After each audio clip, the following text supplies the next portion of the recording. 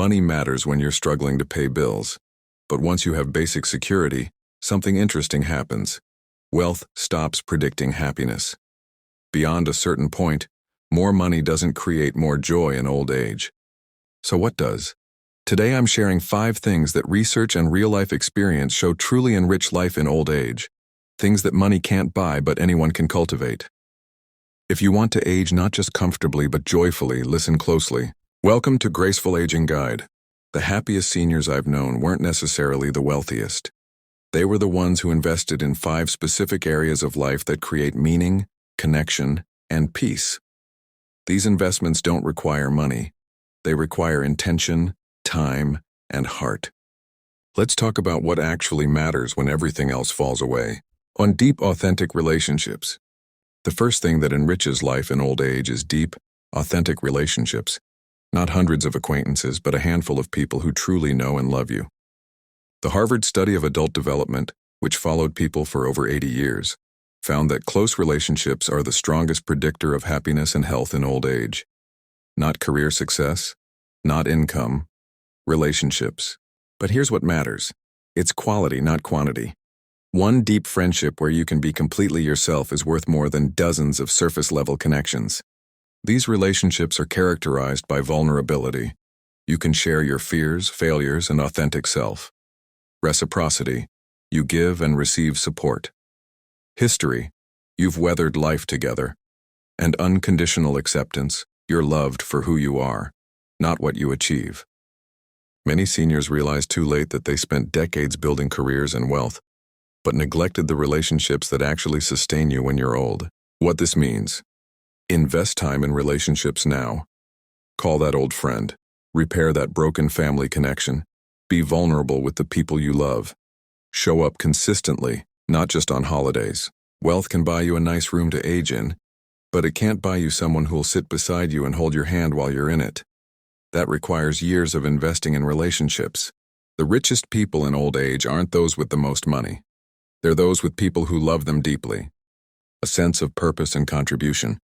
The second thing that enriches life in old age is purpose. Knowing you still matter, that your life still contributes something meaningful. Research from Rush University found that seniors with a strong sense of purpose live longer, have better cognitive function, and report higher life satisfaction than those without purpose. Purpose doesn't require a career or grand achievements. It's about mattering. It's about feeling needed and useful in ways that align with your values. Many seniors lose purpose when they retire, when children grow up and leave, when health limits what they can do. They feel invisible, irrelevant, like they're just waiting to die. This creates depression and accelerates decline. But purpose can take many forms: sharing wisdom with younger generations, volunteering for causes you care about, creating art or writing that expresses your unique perspective, caring for grandchildren or great-grandchildren, mentoring someone in your former profession, advocating for issues that matter, maintaining a garden that feeds neighbors, being the family historian who preserves stories. Purpose doesn't have to be big. It just has to matter to you and benefit someone beyond yourself. What this means: ask yourself, what do I have to offer that's uniquely mine? How can I contribute with the abilities I still have? Then do that thing, however small it seems. Wealth might fund your retirement, but purpose gives you a reason to get out of bed each morning. That's priceless. Good health and mobility. The third thing that enriches life in old age is health, specifically the ability to move, to do things for yourself, to engage with the world. Wealth can't buy good health, though it can buy better health care. But all the money in the world won't make you happy if you're in constant pain, can't leave your home, or can't do the activities that bring you joy. The seniors who are happiest aren't necessarily the healthiest. Many deal with chronic conditions. But they're the ones who've maintained functional mobility and independence as long as possible. Research consistently shows that functional independence, the ability to dress yourself, bathe yourself, feed yourself, move around, is more important to quality of life than almost any other factor. This is why you see wealthy seniors in nursing homes who are profoundly unhappy, despite having every material comfort, and less wealthy seniors living independently in modest homes who are vibrant and content. What this means: invest in your health now. Exercise isn't optional. It's the foundation of an enriched old age. Eat foods that nourish your body. Get adequate sleep. Manage chronic conditions proactively. Do physical therapy when needed. Use assistive devices before you're desperate. Every choice you make about your health today is an investment in your mobility and independence tomorrow. You can have a mansion, but if you can't walk through it without pain or go outside to enjoy the garden, what's the point? Health is wealth of a different kind, and the kind that actually determines quality of life. Peace with your past. The fourth thing that enriches life in old age is peace with your past. Making peace with your choices, your mistakes, and your life story. Many seniors carry heavy burdens of regret, resentment, or unresolved pain.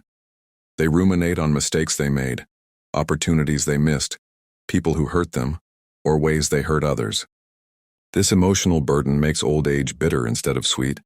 No amount of money soothes regret or heals resentment. These are inner work that must be done. The happiest seniors have done what psychologist Erik Erikson called life review.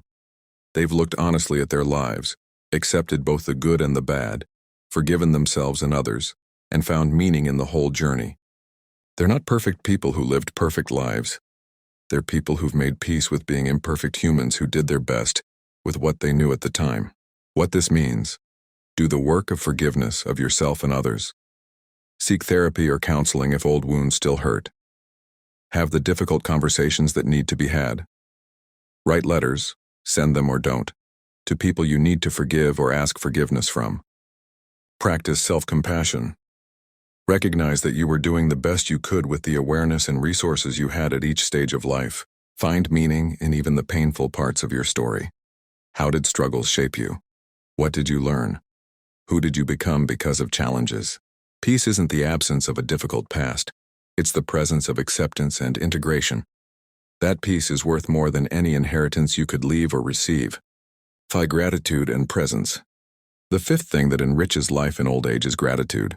The ability to notice and appreciate what you have instead of fixating on what you've lost.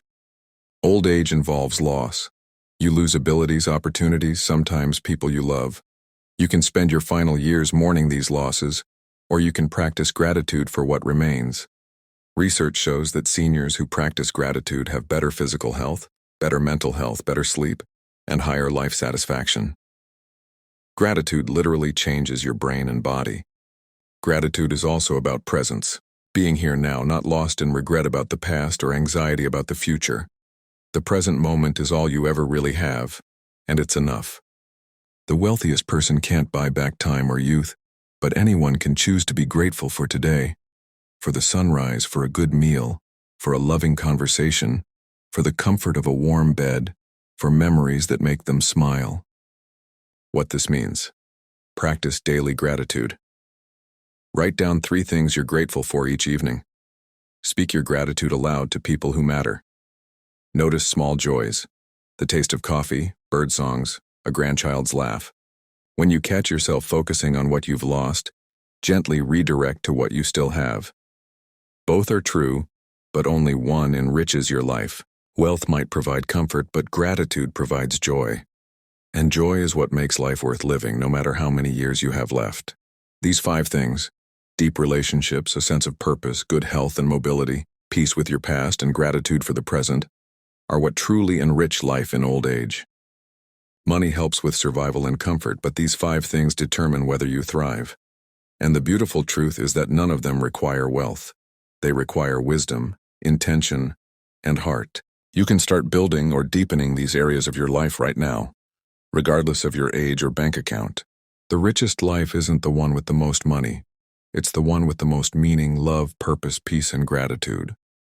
If this video shifted your perspective on what really matters in old age, please give it a thumbs up and share it with someone who needs this wisdom.